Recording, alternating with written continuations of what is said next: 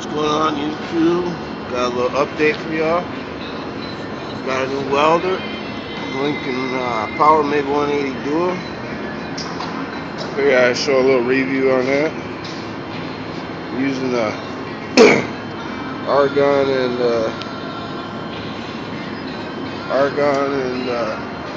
CO2 gas to MIG weld here. Yeah, that's a Lincoln 180. Got that little card off of eBay. That didn't come with it. Yep, I'm pretty happy with it.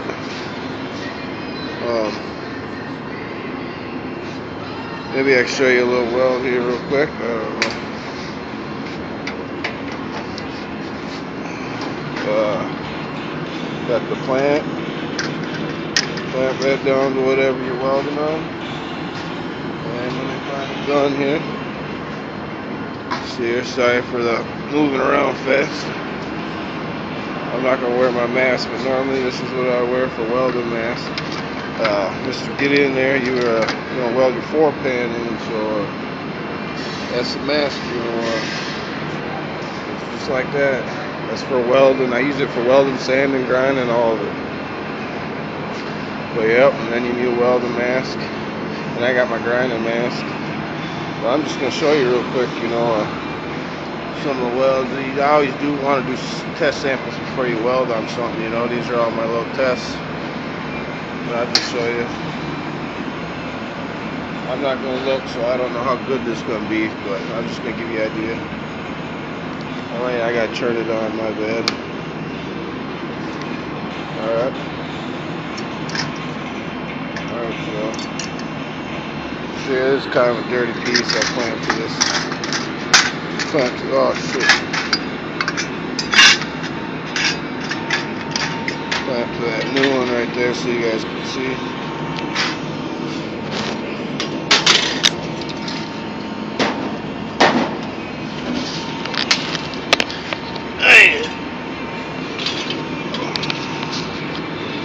There you go. Yeah, not sure what I got it set at, but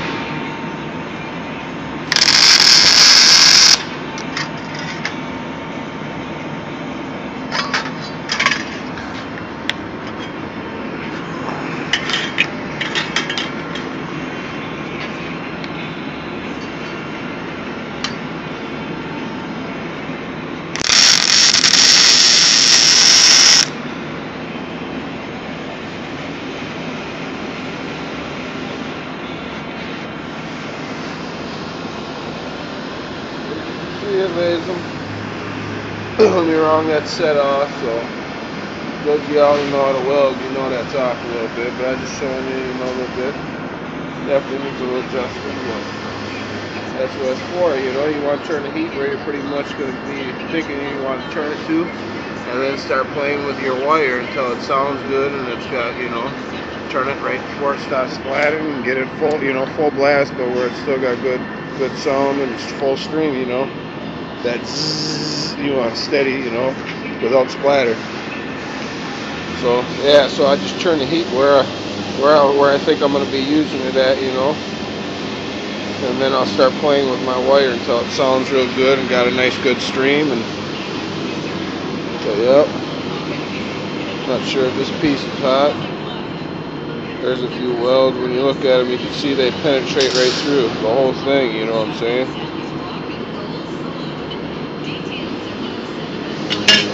But there's all kinds of welds, spot welds, but that'll give you an idea. But yeah, I'm doing my door skins right now, so I'll show you what all I did. I put on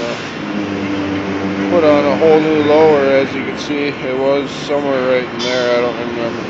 Somewhere in there is where the weld was. And this whole piece I made all the way around. I pounded it in. Repaired everything underneath that this is pounded onto. I've replaced too, everything. So the inner piece is all new too. The inner and outer, I made all this. And I made all this. All the way up to about there. still got to seam seal it. Oh yeah, Mr. Get in there. You watch this. Make sure on your floor pan when you're done, you want to seam seal that. You know, just like how the factory did it. You know, everything the factory did, you more or less gonna want to duplicate if you can. So make sure you seam seal that. I forgot to mention that. But yep, and then I'll try to show you the underneath.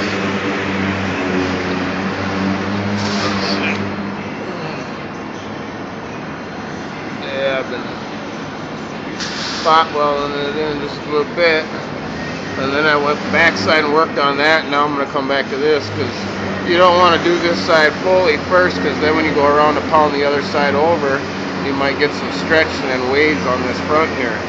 So you're just going to want to tack the front, you know, a little bit, and then go around and pound all this overlap in nice, real good, you know. And then after that, come back and do this, because if you pound that afterwards, after you got this weld, you might get some waviness, you know, from the stretching and all that. So, you know, that's what the teacher told me anyways. I ain't no pro at this, you guys. It's first time for everything, but I'm just relaying what the teachers say, you know. But, yep, that's where I cut it at. I still gotta do this whole side, but it's tacked in a little bit, you know. That'll be a butt weld.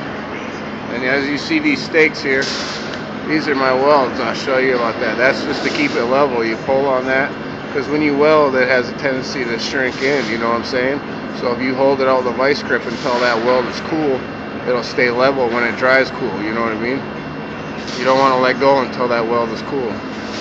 That'll keep it from sinking in, you know what I'm saying? But yep, I'll show you how I do that. See this thing here? This is our welder. This is for pulling out dents. You get a high spot or something, you know.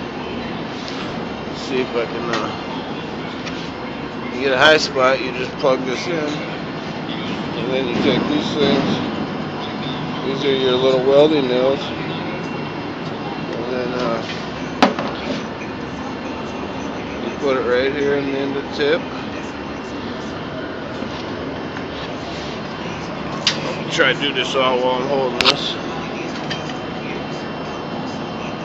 See, that's in the tip. Then you just hold it for a second.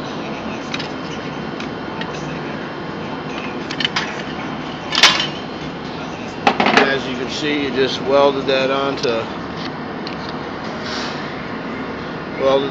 So now you can pull it out. Say if that was a dent there and there's a low spot, you could pull that dent right out with this. Just grab a vice grip on it and pull, you know what I mean? Or a wonder bar and a vice grip and pry up a little bit as you pound in the high, move it to the low. You know what I'm saying? Any high spot, you're going to pound towards the low. But yep, that's what them are for. In case you're all wondering. Muzzle, a good tool. Got a burring tool. That's great for burning out plastic bumpers and stuff, but I use it for grinding down some of the welds a little bit in areas I can't. Got my new hammers in. Here's the numbers for them in case you're all wondering what's up here.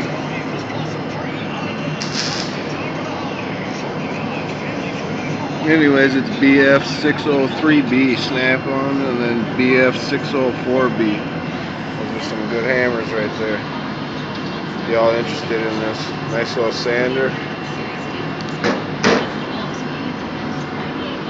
But yep, that's what I got going on, y'all. So I'll keep you updated on this door skin. And Mr. Get it in there. Like I said, get you one of them masks, and don't forget about that seam sealing too. You know. But yep, oh yeah, I was going to show you the review though on this welder. Like I said, it comes with two cords, either the 110 or 220, so you can plug it right into the wall, you know. Or it comes with this cord too, the 220, if you want to do some, you know, heavier heat welding, you know what I'm saying. So yeah, it came in that bag,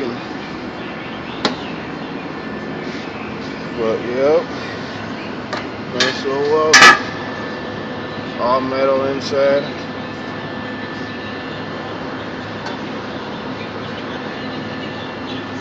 Definitely nice. So.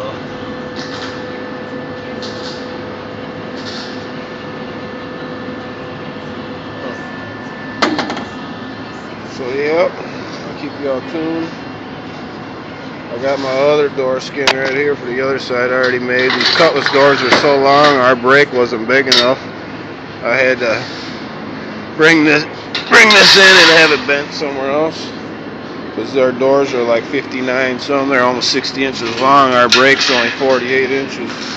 So I brought this in and had them bend both doors at the same time. You know what I'm saying? Yeah, you bend it and just leave the corners a little, cut the corners a little bit. That's the piece for the other door.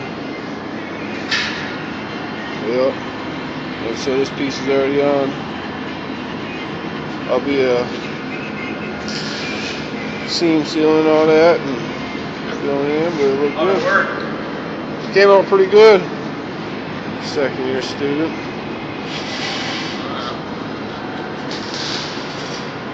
Yep. Looks good, huh? Yeah. Little touch up, but. Yeah. I said a little touch up, but it's pretty close. Yeah, it's pretty close. Yes, sir. Got this guy over here welding. I said I'll try to get you guys some welding in action here. He's got the link in SP130. Another nice little tool, this little lift.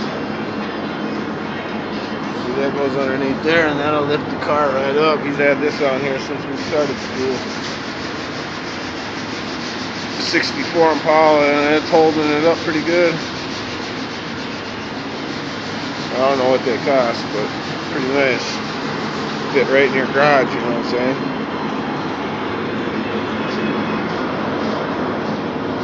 There's some beads he was practicing.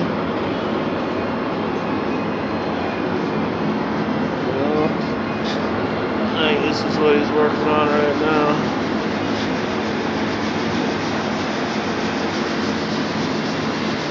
Yep. Some of our undercoating. We got that quick dry rubberized undercoating. Transtar. That's 3M. Or they got this shit.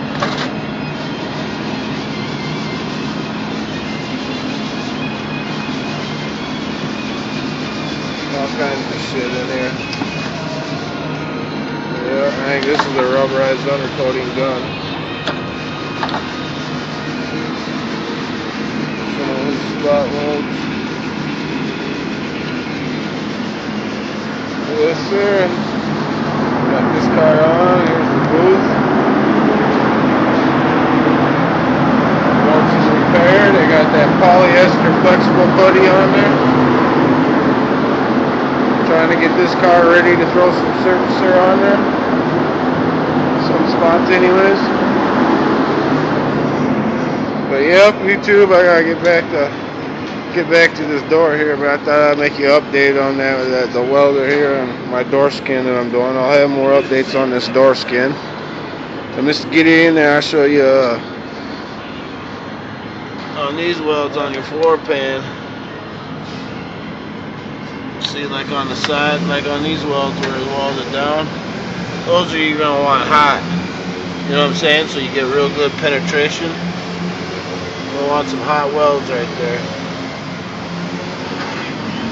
You know, you don't want a whole bunch of welds, just every, you know what I'm saying, every say 6 to 12 inches, something like that. I'm guessing. You know, pretty much just like how the factory had it, because you know, the more welds, the more chance you got of rust coming back on you. You know what I'm saying? But in between these two plates, I will put that weld through primer, and then I put this sheet down after I drilled all these holes into this floor pan. You know, and then when I put it down, I just took the drill bit and I just burred out the bottom piece underneath it, so that weld through primer didn't get in my weld. You know what I'm saying? When I filled that hole up. So yeah, all them holes, Mr. Get It In There, you don't want hot. You know, all the way around. I still ain't put my centerpiece in, but because I got that out of a different car. You know what I'm saying? I see yours is all in one, so you lucked out there. You just gotta, you know, pound them in. Just make sure that these are real hot. You know what I'm saying? You don't want them to be cold welds. And